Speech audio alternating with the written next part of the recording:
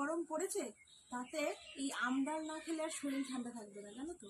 তাই জন্য আমি আম ডাল বানালাম। এই দেখো হয়ে গেছে, এখন ঢেলে নিচ্ছি।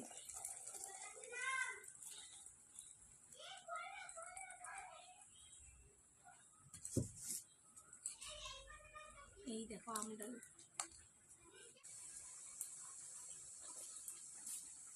হয়ে গেছে আমার লাউ চিংড়ি।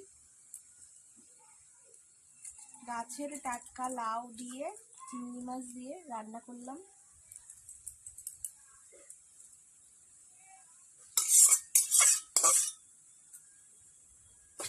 আমার তো বেশ ভালোই লাগে এই গরমে লাউ চিংড়ি খেতে, বা লাউ দিয়ে অন্য কোনো রেসিপি।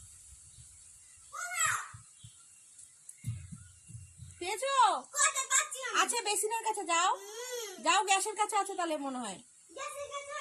আচ্ছা যাও ভালো করে রান্না করে দেখো।